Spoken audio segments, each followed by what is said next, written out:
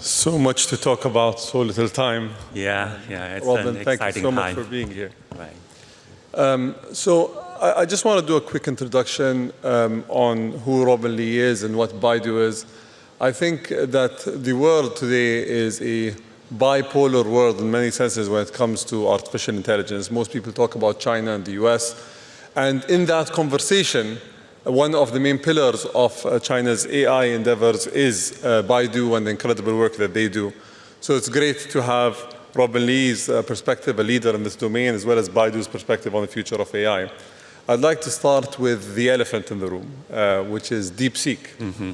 And I'd like to specifically ask, was it expected, in your opinion? Like, did you actually think that this is going to happen, it's going to happen this fast and in this way? Or were you caught by surprise as well by what DeepSeek was able to achieve? Basically, my view is that innovation cannot be planned. You just don't know when and where innovation comes. What you can do is just to foster an environment that is conducive to innovation. We live in a very exciting time.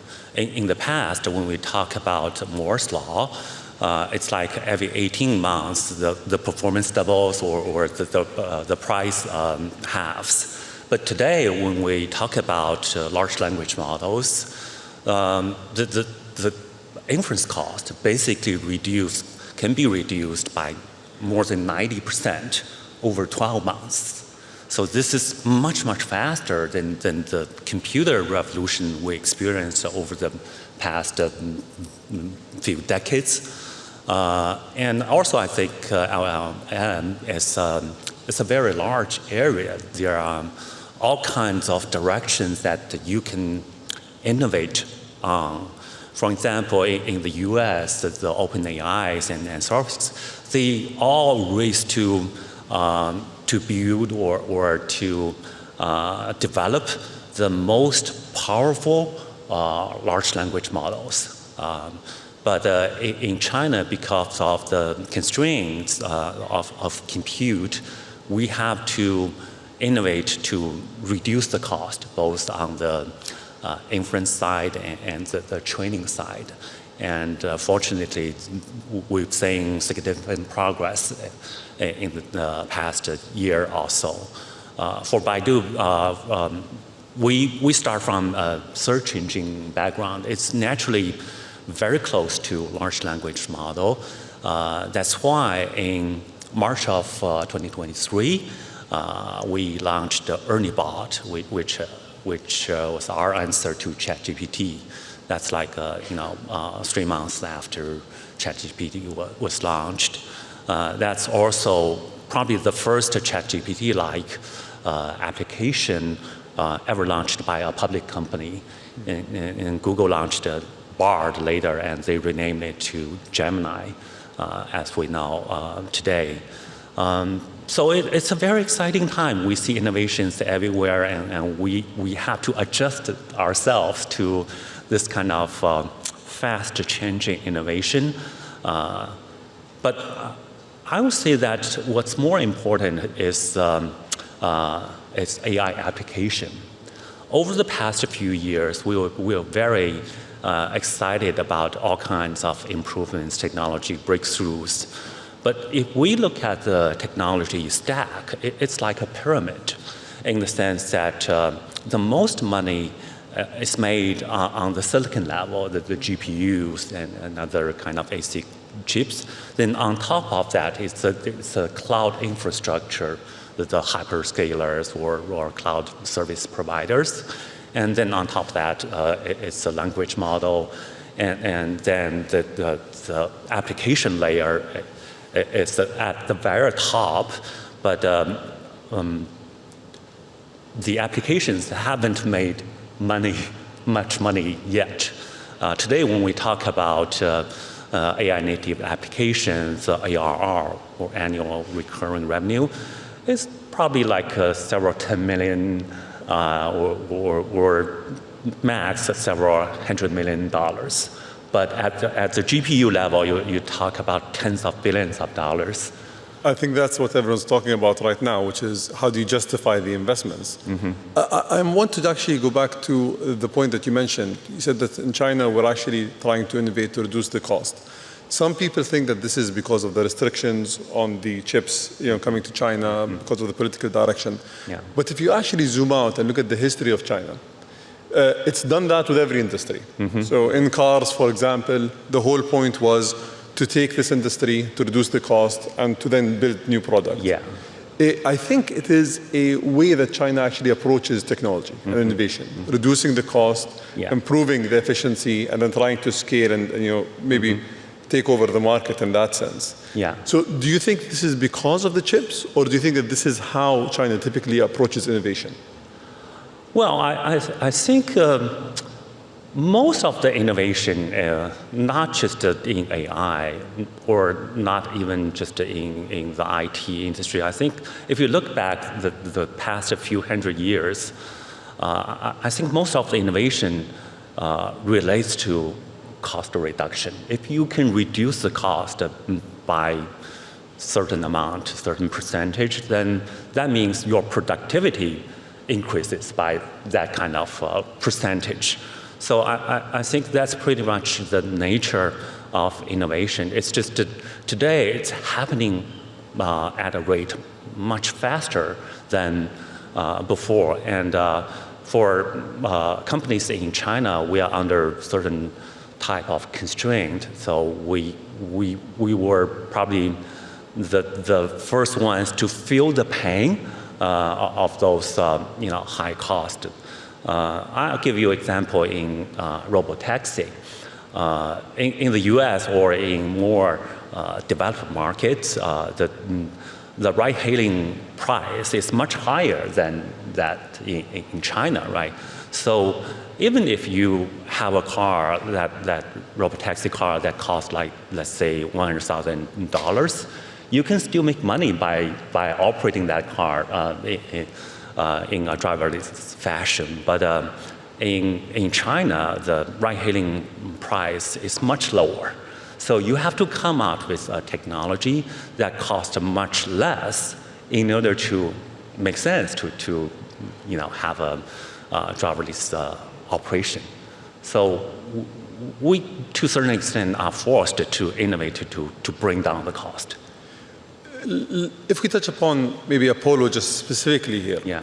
In your opinion, do you think that the driverless car ecosystem in China is more advanced than what it is in the US because the regulations allowed for you to deploy, because you have certain real-life use cases that are cheap, that are cost-effective, that people are using on their day-to-day lives?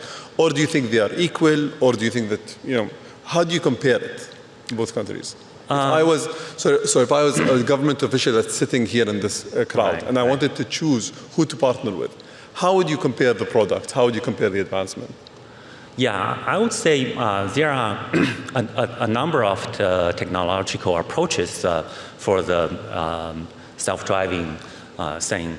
Tesla has their own approach. They just don't want to use any sensor other than camera, and they would like to achieve full self-driving from the ADAS or advanced computer-aided driving until you can reach fully driverless stage. But for us, for our robotaxi is called Apollo Go, and for Waymo, we're taking a different approach. We would like to start from certain geographic areas, and from day one, it's operated without any driver.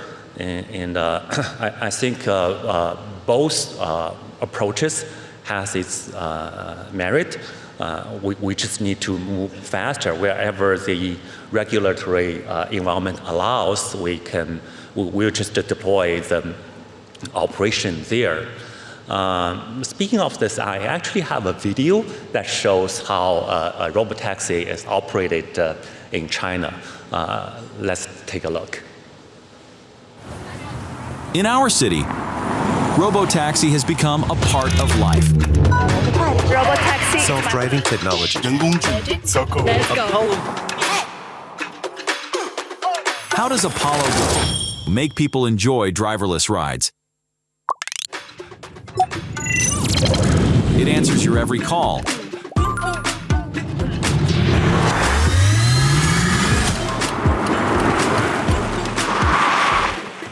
And attends your every need. The door is closing. It withstands scrutiny. Welcome to Apollo Go. Slide the screen and start your trip. And passes all tests.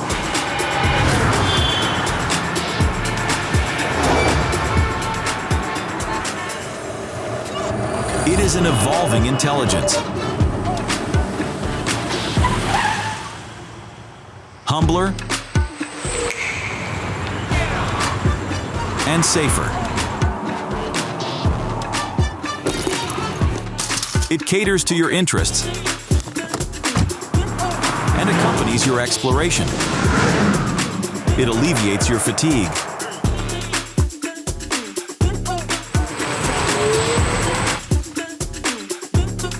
And takes you to the destination.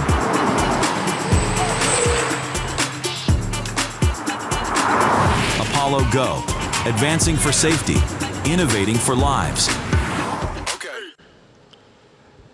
Honestly, I think maybe we should explore next year the government summit, all the fleet to be autonomous, powered by Apollo Go. Yeah, I hope so.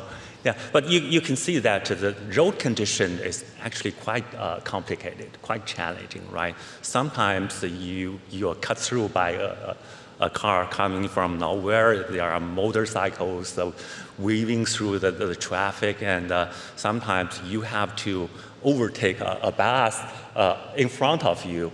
This is not imagination or some kind of futuristic vision.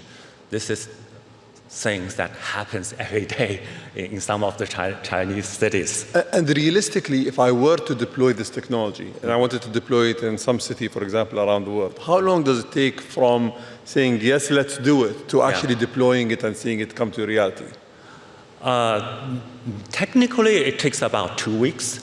But in order to comply with the local regulations, a typical deployment cycle is about 6 months. Most cities require us to have safety driver and to drive around the road for, I don't know, 1 or 2 months, and then you get rid of the driver, but you cannot charge. Then you can start to charge. Then you can expand the areas from certain dedicated area to the whole city. That process typically takes about 6 months.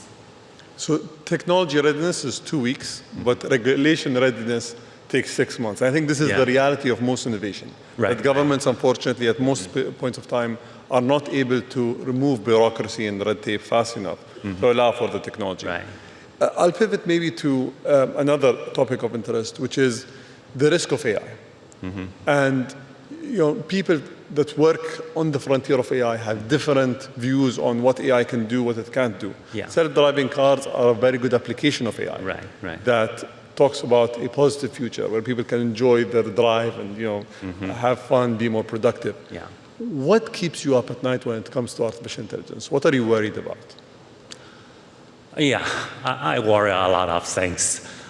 First, it's a regulatory environment. Right now, as you know, that technology is already ahead of the regulatory environment. Sometimes I just think, okay, our technology is already ready, but why can't we just deploy it to a much larger scale or much wider region?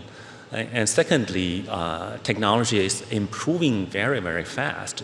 Although we are already impressed with what we can achieve today, but think about 6 months from now or 2 years from now, it will become much better. Is that by Baidu or by our peers or by someone from a different industry? We just don't know. Everyone is rushing ahead and competition is also very fierce. And there are also risks associated with this kind of innovation. Although we have proven that robotaxi is much safer than human drivers, I think it's at least, as of today, it's at least 10 times safer. Every year, more than 1 billion people get killed in traffic accidents. But with robotaxi, that death rate can be reduced significantly. Also, if you look at from the insurance claims, from our operating record, our insurance claims is only like 1/14 of regular taxi or a regular driver car. But still, this is a new industry, a new area. People's tolerance on accidents are very low. So if some serious accident happens, it may drag down your technology progress. You probably have to stop the operation for a certain amount of time and find out what happened and make all the adjustment to restart the operation. So we've been very careful so that as of today, although we've been operating this for like 2-3 years on a relatively large scale, we haven't had any serious accidents involving our robotaxi.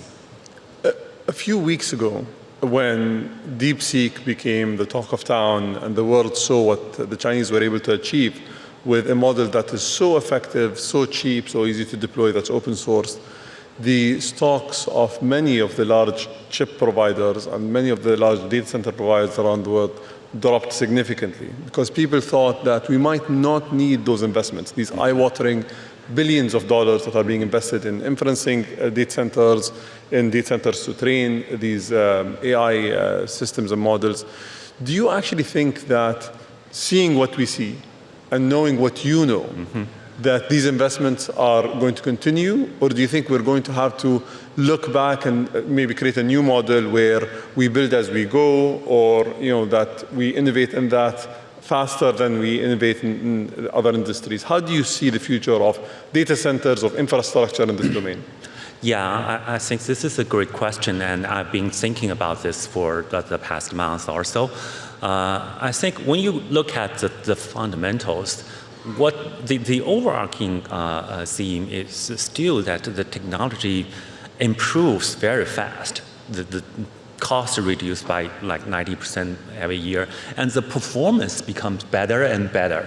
And when the technology is still evolves at such a rapid rate, you just cannot stop investing. You have to invest to make sure that you are at the very front of this technological innovation or revolution. So I think the investment in silicon, in computer, in cloud infrastructure is still very much required. To come up the next best model, a model that outsmarts everyone else, you have to use more compute to try all kind of different areas. Maybe at some point you find a shortcut that takes, let's say, 6 million to train a model, but you already spend like billions to figure out which way is the right way to spend like 6 million, right? But isn't that the gambler's dilemma? I've already spent 100 and I need to take something back, so I keep spending to hopefully make back that money and beyond. Right. And who's going to win? You said earlier, I think this is a great point that you mentioned. The returns of these models, and deploying these models economically don't make sense currently. Right. So is the view that at one point of time we'll be able to make the returns to justify it? Yeah. Is the view that maybe my model is going to be the one that's used and I'm going to win that game and make up for it? Yeah. What do you think the approach is? I'm optimistic about the future of AI. I think even at the current level, large language models can already create a lot of value in all kinds of scenarios.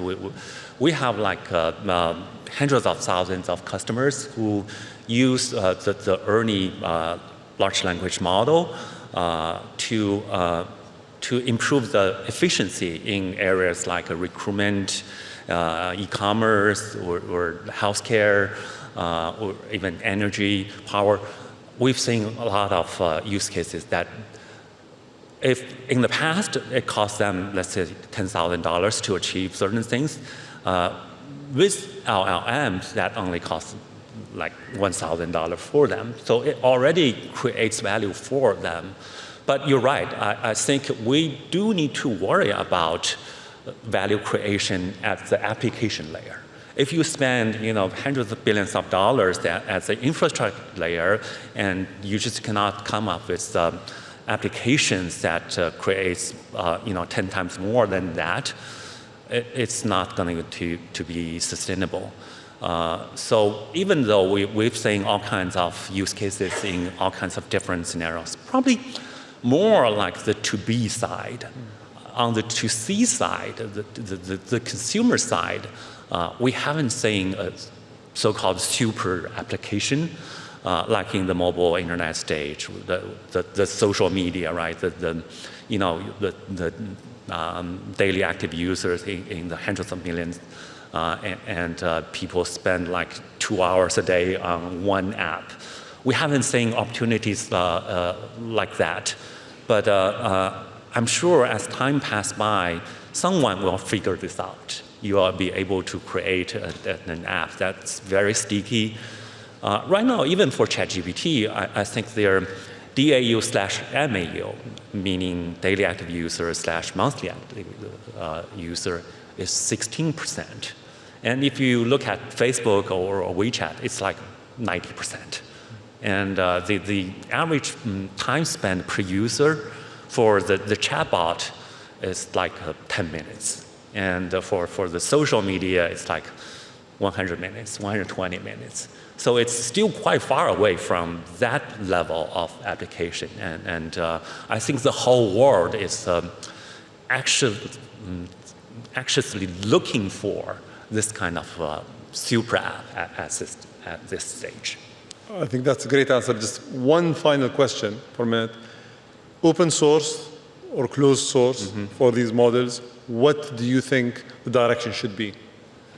Yeah, this is something that a lot of industry experts are debating on. You have closed source players like OpenAI, Anthropic, and you have open sources like DeepSeek, Olama. It's a race. What we've learned in the past few months is that it turns out that open source can help you to get more attention. If you open things up, a lot of people will be curious enough to try it, right? This will help spread the technology much faster. And because we are at the very early stage of AI, generative AI innovation, a faster spread will help increase adoption, will help more people to try the technology, therefore create a better opportunity for innovation at the application layer. So I just want to reinforce my point that what's more important is application. It's not which language model are you using, it's what kind of super app, what kind of value you can create at the application layer. Amazing. Robin, we could have spent another hour here. Thank you so much for the answers, and thank you for your time. And I look forward to seeing you more in this conference. Thank you. Thank you very much.